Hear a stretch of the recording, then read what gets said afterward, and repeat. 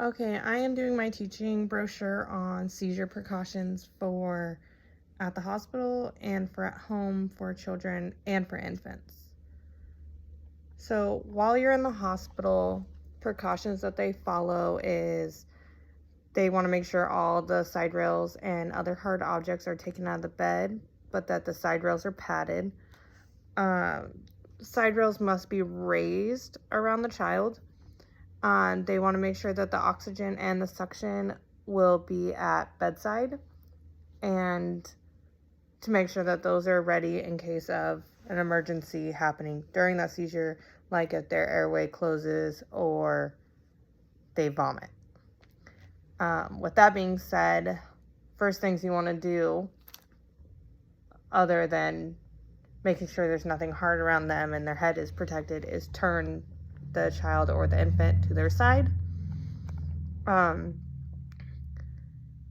Supervision of the child during bathing, ambulation, or any other activities that can cause harm if a seizure was to happen.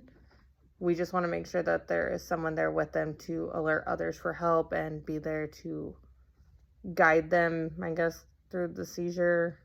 Not really guide, but just help them if they need it.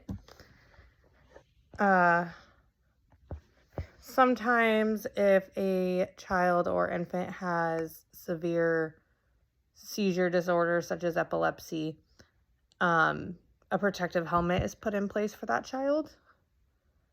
They want to make sure that a child or the infant or even an adult has a medical bracelet, assuring that people will know when they see the medical bracelet that they have seizures. So what you should do while you're at home with a child is you want to lower the child to the floor if they're standing and they begin to have a seizure.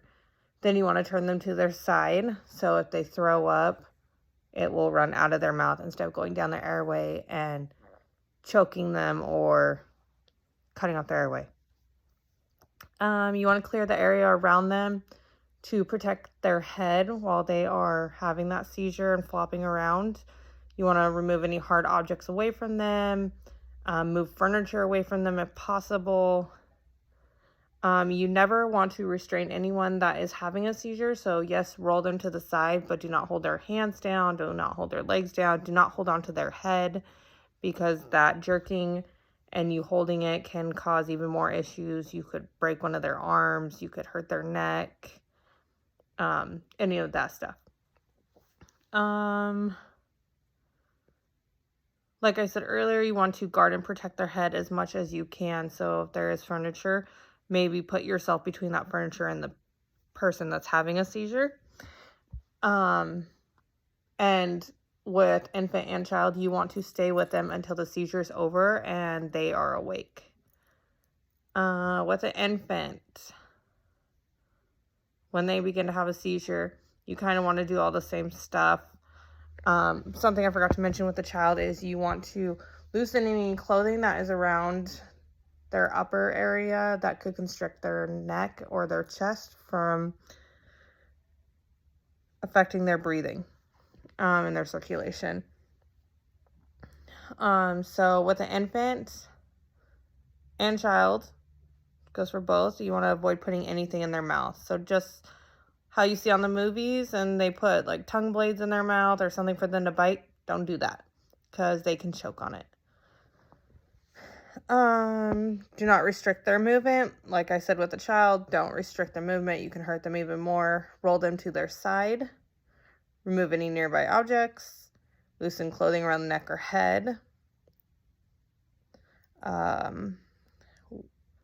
You want to watch for signs for breathing problems, including any bruising, coloring, tint to their skin on the face. So they will become having this blue tint. It's called cyanosis.